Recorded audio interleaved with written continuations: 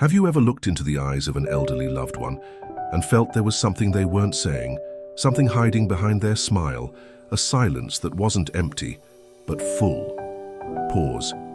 Soft breath of quiet. They've lived through wars, raised generations, survived grief, change, and time itself. And yet in their final chapters, they often keep their deepest truths tucked away, not because they don't feel them, but because they don't want to trouble us with them. In this quiet series, we'll listen, not to what they say out loud, but to what their hearts have been whispering all along. These are 7 secrets the elderly don't dare tell you, and once you've heard them, you may never see your parents and your grandparents or your future self the same way again. Your support keeps us going. Subscribe and be part of the Wisdom family. I say I'm fine, but I'm not. I'm fine. It's a phrase said so easily, so automatically. But inside, a storm may be quietly rising. Because sometimes when the elderly say they're fine, what they really mean is, I don't want to bother you. I know you're busy. I'm trying to stay strong, even though I'm tired of pretending. Loneliness wears many masks. It doesn't always come with tears. Sometimes it looks like a polite smile. Sometimes it sounds like, don't worry about me, or I just stayed in today. But behind those words is often the quiet ache of someone waiting for a voice, a visit, a warm hand, a moment that reminds them, you still matter, you are still seen. They don't want pity, they want presence. Elders often choose silence, not because they have nothing to say, but because they don't want to burden anyone. They don't want to be the heavy one. They don't want to feel like a problem in your already full life. So instead, they hide their pain behind small talk. They wear strength like a coat, even when it no longer fits. But if you listen closely, if you watch gently, you'll notice the pauses between their words, the sigh before I'm okay, the subtle wish in their eyes that says, please stay just a little longer. Aging is not just physical, it's emotional.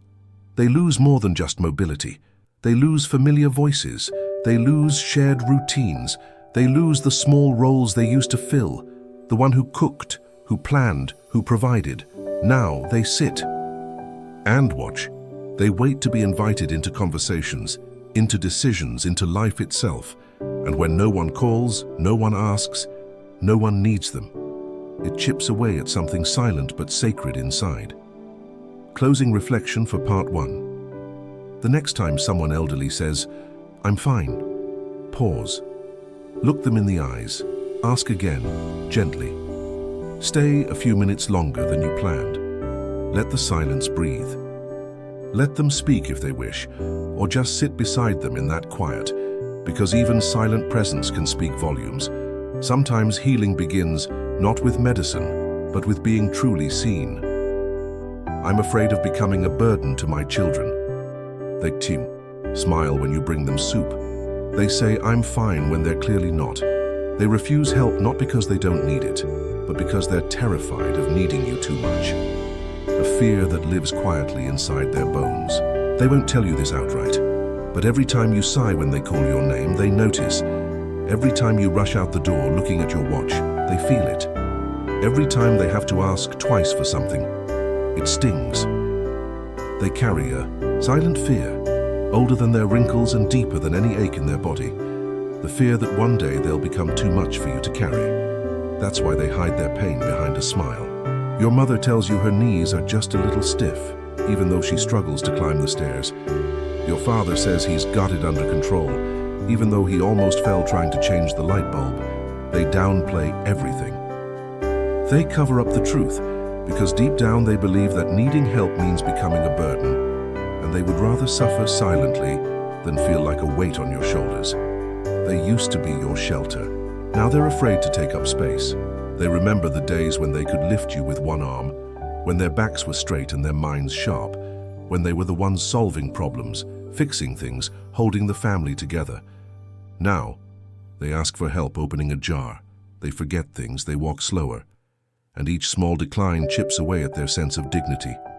They hate that they have to lean on you now, not because you're unwilling, but because they remember when they didn't have to. It's not pride, it's love, dressed in silence. They don't want to burden you because they know how hard life already is. They see you juggling work, kids, bills, deadlines, so they decide to not be one more thing on your list. This kind of love, the kind that holds its own pain so yours can be lighter, is sacred, but it's also dangerous because unspoken burdens are still heavy. And silence doesn't make fear go away. What they need most is reassurance, not solutions. You don't need to fix everything.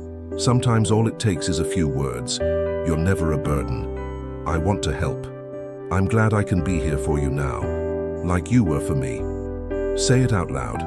Say it often, not because they'll ask for it, but because they need to hear it. Closing reflection for part 2. Aging is not just losing strength, it's losing roles, from caregiver to care receiver, from leader to listener. And that shift is painful, unless softened by love. So remind them, their worth is not in what they can do, but in who they are. To you, I don't have much time left. They won't say it out loud, but they feel it in their breath, in their bones, in the way mornings feel heavier now. Every sunrise is both a gift and a gentle reminder. There are fewer ahead than behind. Time becomes something they can feel in their body. They don't need a calendar to tell them they're getting older. They feel it in the stiffness of their joints each morning, in how long it takes for their thoughts to find the right words, in how quickly the seasons seem to pass now. When you're young, years feel like mountains, vast, solid, endless. But when you're old, time becomes mist. It slips through your fingers even as you try to hold it. They know even if they don't say it. There's not much time left to do, to say, to be. That's why their gaze lingers a little longer. On your face. On the laughter of their grandchildren. On the sunlight streaming through the window. They're memorizing. Not because they're forgetful, but because they know one day they won't be able to see it anymore. They take mental photographs, each one soaked in quiet gratitude and a whisper of goodbye. They may still plan for tomorrow, but they cherish today with a sacred kind of urgency. They don't want to scare you with the truth. They don't talk about death because they're afraid you're not ready. They don't want you to panic or cry or change the subject. They want to protect you from the heaviness that weighs on their own heart. So they talk about the weather, or ask if you've eaten. They laugh at old stories and hum old songs. And somewhere beneath all that is a quiet wish. I hope I've done enough. I hope you'll be okay when I'm gone. They aren't afraid of death itself, just of leaving things unsaid. They want to say, I'm proud of you. They want to ask, do you remember that day? They want to tell you where they keep the old letters, the family recipes, the stories no one else knows. But sometimes they don't know how, so they wait. For a quiet moment, for your full attention, for the courage. By then, sometimes it's too late. What they need is not to be saved, but to be seen. Look into their eyes longer. Ask them about their life, not just their health. Let them tell the same story again, even if you've heard it before. Because every time they tell it, they're leaving you a piece of themselves. And when they say things like, I'm getting old, or I won't be around forever, don't brush it off. Hold that moment. Let it be tender, real. Because what they're really saying is, I love you, I just don't know how many more chances I'll get to show it. Closing reflection. For part 3, we always think we'll have more time. One more visit, one more call, one more meal together. But someday we'll look back and realize the last time already happened and we didn't know it. So while they're still here, listen slowly, hug longer, say the words you'd regret withholding. Because they know what we try to forget. Time is not promised, love is. For I need to be heard more than I need to be helped. You brought me soup, thank you. You helped me with my medicine, I appreciate it. But what I long for most is someone who really wants to listen. The ears of a loved one can sometimes heal more than medicine. Sometimes the help is too quick, and the listening too brief. You ask, how are you feeling today? They say, a little tired. You respond, then go lie down. End of conversation. You didn't mean to rush them, you were trying to help. But sometimes what they truly wanted wasn't advice, wasn't a solution. It was simply for someone to pause, to sit, and to really be there. They have so much to say, but they've learned to keep quiet.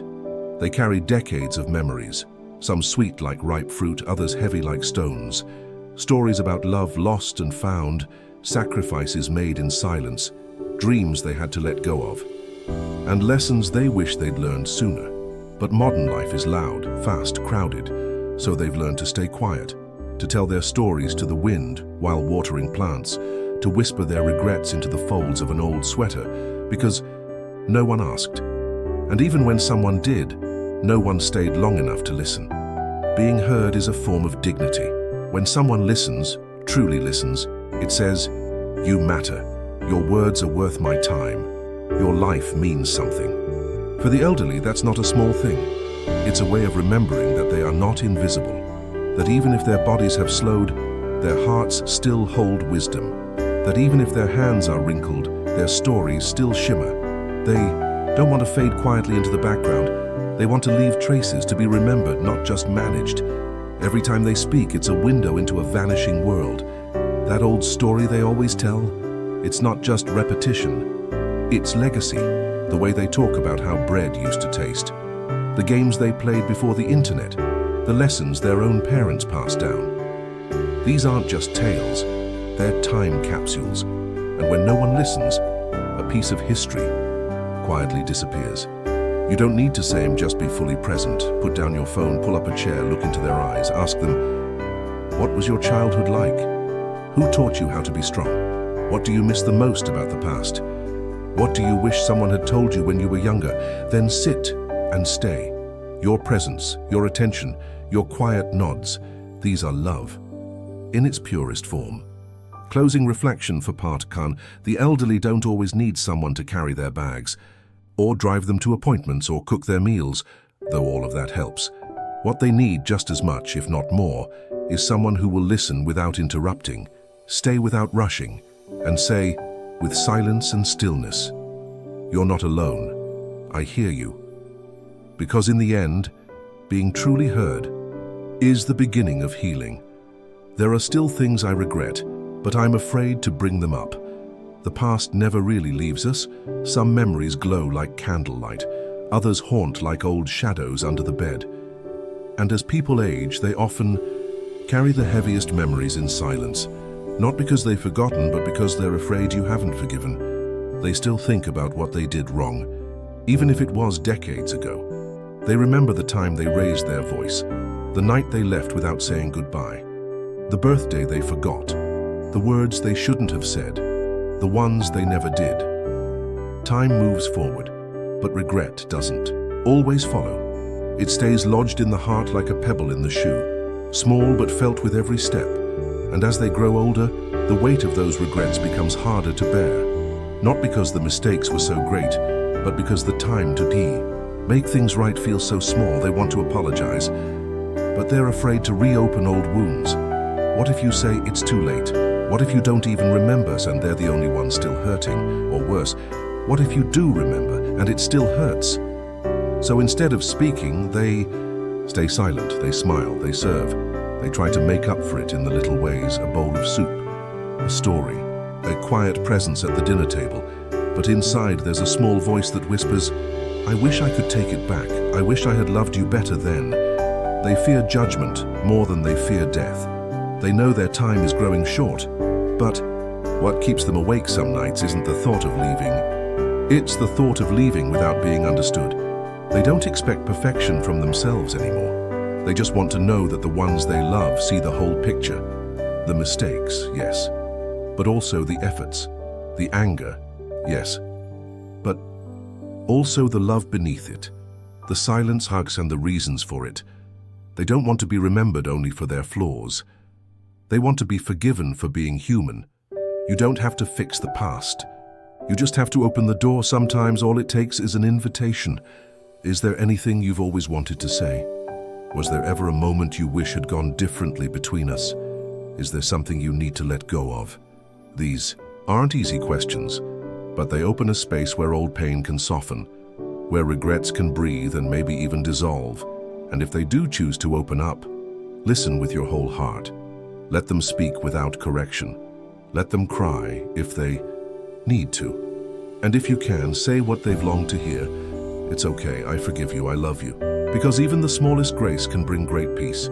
They may never be able to change what happened, but knowing that you see their regret, knowing that you know they tried, knowing that they are still loved, that alone can lift a burden they've carried for years. It's not about erasing the past, it's about letting them go home lighter. Closing reflection. For part 5, the elderly often carry quiet sorrows, not because they want to, but because they believe they must. Regret can be an invisible cage, and the key is often found in the softest things. A question asked gently, a hug held longer, a tear met with silence and safety. If you ever feel a pause in their voice, a flicker, in their eyes that might be regret, asking for a way out, give it one. I still want to feel needed, not just cared for. It's comforting to be looked after, but even more sacred is to be looked to. As people age, they don't stop wanting to contribute. They don't stop needing to matter, and being needed, even in small ways, can light a fire no medicine can. Being cared for is passive. Being needed is powerful. Yes, they appreciate the meals you prepare. Yes, they are thankful for the rides, the reminders, the gentle checking in. But somewhere inside, there is a quiet ache. I used to be the one who helped, the one others leaned on. I used to give. Now, I only receive. And that shift, subtle at first, can begin to feel like erasure, as if age has turned them invisible, as if the world has decided they have nothing left to offer. But they do, not in the same ways, not always with strength or speed, but with depth, memory and heart.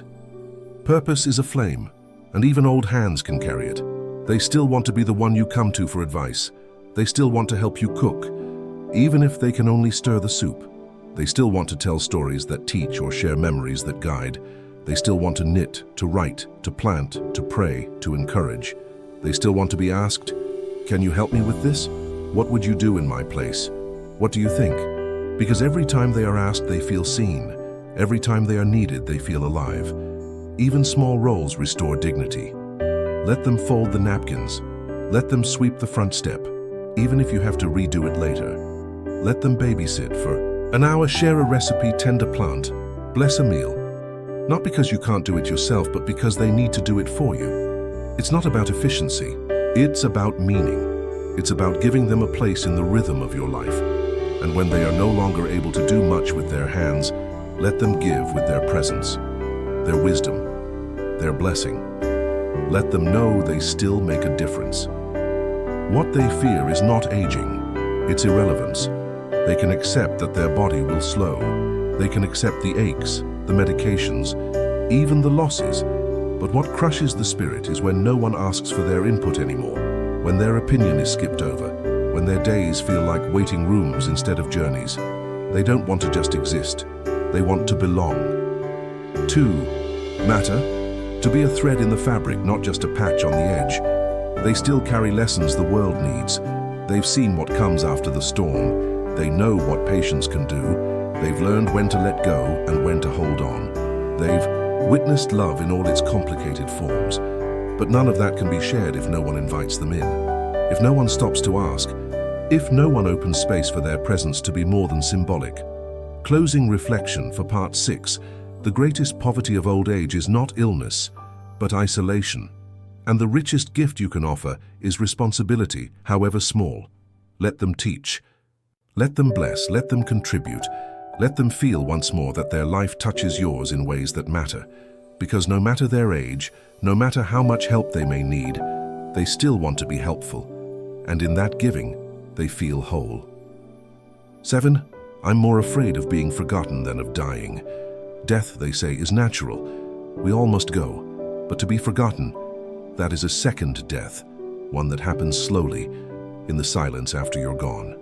They know time is limited, but they hope their love isn't.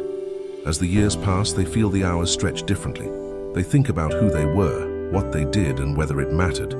They hold on to old photos, worn-out recipes, handwritten notes, not just for memory's sake, but as proof that they lived, that they loved, that they gave something real. They may not say it aloud, but deep down they wonder, Will they remember how I used to sing in the kitchen? Will they pass down that story I always told at dinner? Will my name still be said when I'm not here to speak it? The fear isn't death. It's vanishing, not having their face in family albums, not hearing their name mentioned at holiday tables, not being asked about, missed, or even recalled. To die is one thing, but to disappear from memory, that's what truly hurts. Because if no one remembers them, did they really matter? What they hope for is legacy, not in statues, but in hearts. They want to live on in the way you stir the soup, in the lullabies you sing to your children, in the way you hold your tongue instead of lashing out, because they once taught you patience. They want to know that something of them, a laugh, a lesson, a kindness, will ripple into the lives you touch. Even if no one knows where it came from, that is how they dream of living on. Even the smallest remembrance is a thread that connects time, lighting a candle on their birthday, telling your child, your great-grandfather used to say, using their favorite bowl, playing their favorite song, keeping their handwriting in a drawer, saying their name aloud. These tiny acts carry immense weight. They say you are not gone, you are still with us. You still matter, and for those nearing the end of life, that matters more than anything else. You don't need to promise immortality, just remembrance. You don't need to make grand speeches or build shrines, just notice them now. Honor them while they are still here. Ask them to tell their story again and again, even if you already know it by heart. Because one day you'll wish you could hear it one more time. Your support keeps us going. Subscribe and be part of the Wisdom family. The silent room we all must enter. Someday, one by one, the truths unfolded, not in anger, not in despair, but in the soft, steady voice of those who have lived long enough to understand what really matters. They didn't shout, they didn't demand. Instead, they waited, like old trees holding stories in their rings, waiting for someone to lean close enough to listen. And if you did, if you stayed through all 10 of these quiet truths, then something in you has already shifted. You now know that I'm fine can hide oceans of loneliness. That what they need most isn't help, it's presence. That aging is not just physical, but emotional, spiritual, and invisible. That behind each wrinkle is a story. That every regret still echoes in the night. That being cared for is not the same as being needed. That death is less feared than disappearing from memory. That relevance, respect, and routine are more powerful than we ever realized. That old hearts still burn with dreams, still ache with memories, and that they are not just approaching the end, they are preparing to hand something over. Not money, not property, but something far more sacred. A way of seeing, a way of being, a way of loving that survives time. And now, it's your turn. Their hands are slowly letting go. Not out of defeat, but with faith. Faith that someone is listening, that someone is watching, that someone will carry the torch forward with tenderness. Maybe that someone is you. Maybe it's your turn to remember their name, to preserve their story, to show your children how to love the elderly, by how you loved them. Because aging is not a tragedy, forgetting them is. Let us not wait until the chairs are empty. Let us not rush past the quiet figures by the window. Let us not treat the elderly as background, but as living libraries, sacred ground, and the gentle reminders of what we too are becoming. This journey of truth is not just theirs, it is ours. And someday, we will pray that someone listens to us with the same softness.